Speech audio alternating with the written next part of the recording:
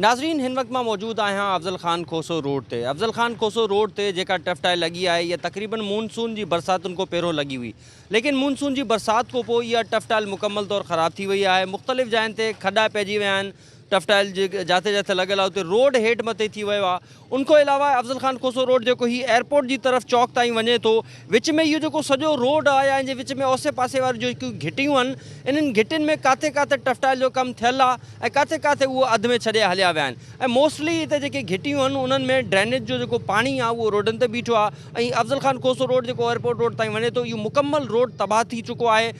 मुख़्तलिफ़ जायुनि ते पाणी बीठो आहे ऐं खॾा थी विया आहिनि ऐं माण्हुनि खे अचु वञ में सख़्तु दुश्वारी जेको आहे ॾिसणी पए थी।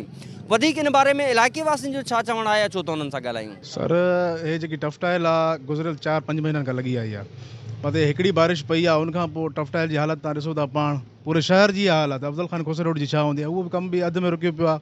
ऐं उनखां अलावा तव्हां ॾिसो त नालनि जा पाणी नालो फुल लॻो पियो आहे, नाले खे कोई सफ़ा करण वारो न आहे।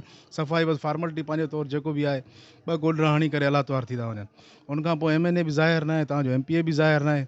शहर तक़रीबन में कम थिया आहिनि पर उहे नाक़िस थिया आहिनि। नाक़िस पंहिंजी जाइ ते गोला स्ट्रीट तव्हां वार्ड नंबर 13 ॾिसंदो त ₹1 जो भी कम न थियल आहे। पूरे शहर में तव्हांजी सोलर लाइट लगी चुकियूं आहिनि। असांजो वाहिद पाड़ो निधड़को आहे। हर दफ़े असां पीपल्स पार्टी के पंहिंजी पोलिंग विन करायूं, पर पोइ बि उनजे बावजूद भी को खड़ितल जो न निकिरी सघियो आहे। तव्हां ॾिसो त तव्हांजे अखियुनि जे साम्हूं आहे कचिरो, नालियूं भरियूं पयूं तव्हांजे साम्हूं, रोड रस्ता जेको मिट्टी डस्ट, उनजे करे अस्थमा जा माण्हू पेशेंट बीमार थियनि था, अस्थमा में वठिजी था वञनि। ग़रीब माण्हू हिन महांगाई जे दौर में कहिड़ी शइ सां पुॼी सघे थो? पंहिंजे पेट सां पुॼे, दवाउनि सां पुॼे, ॿारनि जे स्कूल जे लाइ पुॼे, कहिड़ी शइ सां पुॼी सघे थो? उनखां अवे त वरी गैस जो मसइलो, नालियूं भी असां पाण कढूं, गैस भी असां पाण ठारायूं, हर शइ सां। पोइ हुकूमत जो कहिड़ो कमु आहे पोइ बाक़ी? पोइ हुकूमत वेही करे चूड़ी पाए वञी करे वेही रहे, चाहे उहा पीपल्स पार्टी हुजे, चाहे नून लीग हुजे, चाहे PTI हुजे। असांजो कमु आहे कमु थियण सां। कमाऊं असां पंहिंजो था, खाऊं असां पंहिंजो था। वधि में त असांखे बुनियादी सहूलियतनि खपनि, बुनियादी सहूलियतनि खां बि असां महरूम आहियूं। पोइ अहिड़ी हुकूमत जो कहिड़ो फ़ाइदो असांजे लाइ? सर ये जेके असांजो रोड आहे तक़रीबन जेके भी साम्हूं माना चौक आहे उतरे ताईं कमु थियो आहे। उन खां अॻु में जेको आहे सभिनि जा कमु थी विया आहिनि, बाक़ी हितां जो कमु अञा ताईं न थियो आहे। हिते बारिश थिए थी, माना सिर्फ़ु 5 मिंटनि लाइ बारिश थिए थी भी माण्हू हिते परेशान थी था वञनि, नमाज़ी परेशान था थियनि, नंढड़ा ॿारड़ा बचड़ा अचनि था स्कूल वञण खां परेशान आहिनि। हे मस्जिद आहे असांजो मौलवी फैज़ मोहम्मद डूल जो मदरसो आहे।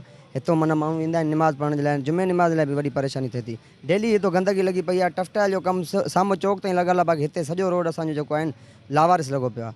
असांजो अपील आहे इंतिज़ामिया खे त बाबा असांजो रोड जो जेको कमकार थिए। साईं तक़रीबन मां चवां थो 2-3 साल थी विया आहिनि इन रोड के, माना न को सफ़ाई वारो अचे थो, न का इंतज़ामिया आहे।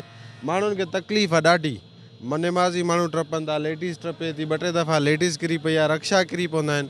माना कोई अचण वारो न आहे, अचनि था इहो ऐं न रोड को होॾे टफ़टाइल होॾे रुकी पई आहे अधु ते ई, माना कोई अचण वारो न आहे हिते। न टफ़टाइल असांजी लॻी पई आहे, न हिते असांखे टफ़टाइल था आणी ॾियनि। माना कुझु बि असां वटि कमकार न आहे। परे रोड ते हले थो कमकार, बाक़ी असां वटि कुझु बि न आहे।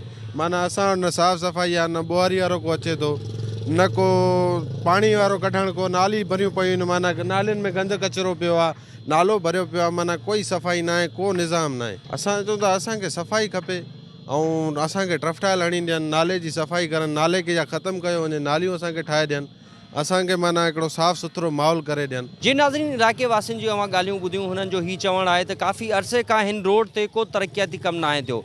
हिते जेके नाला आहिनि उहे उथलजी पवनि था, थोरी बरसाति थिए थी उनखां पोइ जेको ही रोड पाणी में भरिजी वञे थो।